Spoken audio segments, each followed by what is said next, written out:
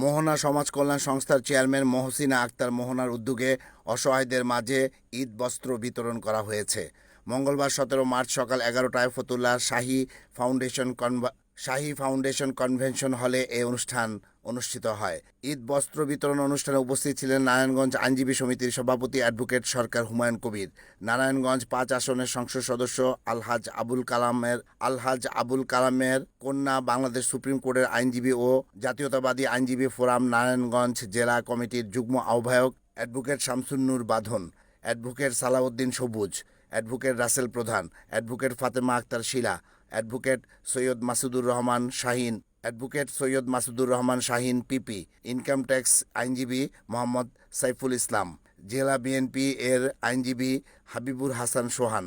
অনুষ্ঠানে আরও উপস্থিত ছিলেন মহানগর স্বেচ্ছাসেবক দলের 4 নং ওয়ার্ড সাবেক সভাপতি মোহাম্মদ মনিরুজ্জামান, সমাজসেবক জহিরুল হক দুলাল, সমাজসেবক ও দানশীল ব্যক্তি শামীম শেখ, সমাজের সেক্রেটারি শাহাবুদ্দিন, সমাজসেবক ফজলুল হক পলাশ, সমাজসেবক মাহমুদুল সরকার, সমাজসেবক শামীম আবদুল্লাহ, নারায়ণগঞ্জ জেলা মহিলা দলের সহসভাপতি রোজিনা আক্তার, মহিলা দলের ছাত্র বিষয়ক সম্পাদক আনিসা হায়দার প্রিয়া, সমাজসেবিকা জিনিয়া চৌধুরী, মাহিমা, রুবেল, রেজা সহ গণ্যমান্য ব্যক্তিবর্গ।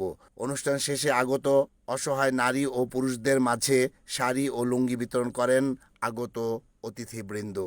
ইতিমধ্যে মোহনার সম্বন্ধে আমরা যতটুকু শুনেছি, জানতে পেরেছি, মোহনা একজন মানববন্ধ, একজন মেয়ে হয়েও তার যে উদ্যোগ অনেক পুরুষের মতো সেটা দেখা যায়।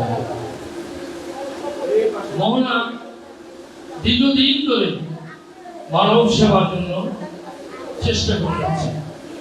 মহলার ভিতরে যে উদ্যম, মহলার ভিতরে যে অত্তর, মহলার ভিতরে যে প্রতিভা, আজকে সেটারই প্রমাণ যে আজকের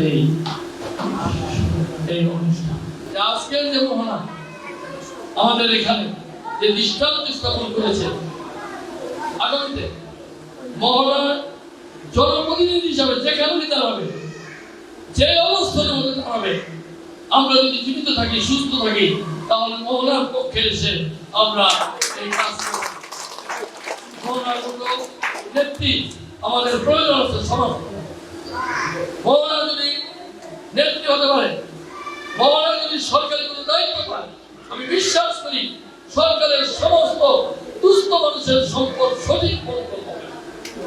এবং মহলা নিজের উদ্যোগে যে কাজ করেছে, আমরা বিশ্বাস করি মহলা যদি রাষ্ট্রীয়ভাবে কোনো সাহায্য সহযোগিতা পায়, সরকারের কোনো ভালো জায়গায় থাকতে পারে, তাহলে মহলার মাধ্যমে অর্থ এলাকা আর গরিব মানুষ থাকবে না, মহলার সেই সহযোগিতা করবে। আমরা আশা করি মহলা রাষ্ট্রীয় যে কোনো দায়িত্বে আসতে চাই, রাষ্ট্রীয় যে কোনো সহযোগিতা চাই, রাষ্ট্রীয়ভাবে যদি কোথাও নির্বাচনে দাঁড়ায়, তাহলে আমরা যেহেতু রাষ্ট্র বর্তমান বিএনপি সরকার, আমরা যেহেতু বিএনপি রাজনীতি করি, বিএনপি নেতৃত্ব দিই, মহলার পিছনে মহলাকে এই এলাকা আমরা নেত্রী বানিয়ে আপনাদের উপকারের জন্য আমরা মহলাকে নেত্রী বানাবো। বাংলাদেশে অনেক ধরনের চমকমণি দেখাচ্ছেন, নিজে পায়ে হেঁটে আপনার ওনার কার্যালয়ে যাচ্ছেন, নিজে নিজ হাতে কোদাল হাতে নিয়ে যে আপনার খাল খননের যে ব্যাপারটা, অর্থাৎ শহীদ প্রেসিডেন্ট জিয়াউর রহমানের যে প্রতিচ্ছবি, আমরা ঠিক সেই আমরা আমাদের বর্তমান প্রধানমন্ত্রী তারেক রহমানের মধ্যে যেটা পাচ্ছি, সেটা আমরা মনে করতেছি এটা বাংলাদেশ, আমাদের এই দেশটা ইউরোপের একটা দেশ হবে, আমাদের এই দেশ এশিয়ার মধ্যে আরেক জাপান হবে ইনশাআল্লাহ। তো আমি আমাদের যে বোন, আমাদের যে স্টুডেন্ট মহসিনা আক্তার মোহনা, ওনাকে আমি আমার বোন হিসেবে আমি জানি, এবং উনি যে দায়িত্ব নিয়েছেন এবং এটা প্রতি বছরই দিয়ে যাচ্ছেন, গত বছরও দিয়েছে, আমরা উপস্থিত ছিলাম। তো উনি যাতে যে আমাদের এই বোন মোহনা এই ধরনের অ্যাক্টিভিটিস যাতে প্রতিনিয়ত করে যায়, সেই দিক থেকে আমি এবং আমাদের পক্ষ থেকে সর্বাত্মক এখানে সহযোগিতা থাকবে। আমরা আশা করি যে সামনে সে যদি জনপ্রতিনিধি হতে পারে, তাহলে সেবাটা আরো ভালোভাবে দিতে পারবে।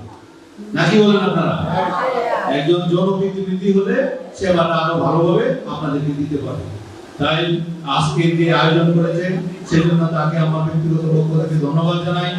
আপনারা যারা কষ্ট করে এখানে এসেছেন তাদেরকেও ধন্যবাদ জানাই এবং মোহনার জন্য শুভকামনা রইল। আমরা চাই যে আগামীতে সে জনপ্রতিনিধি হয়ে বৃহৎ পরিসরে আপনাদের মানুষের সেবায় আত্মনিয়োগ করুক। কোনো ঈদ নাই যে ঈদ আমি একা করেছি। আমি কিন্তু আপনাদের সাথে নিয়ে যতটুকু আমার সামর্থ্য আছে আপনাদের নিয়ে ঈদের আনন্দ ভাগাভাগি করার জন্য আপ্রাণ চেষ্টা করি, সেটা তো আপনারা অবগত আছেন। আমি শুধু এই ঈদ বস্ত্র বিতরণ উপহারে সীমাবদ্ধ নই, আমি আপনাদের এই এলাকার বিভিন্ন সামাজিক কাজের সাথে জড়িত।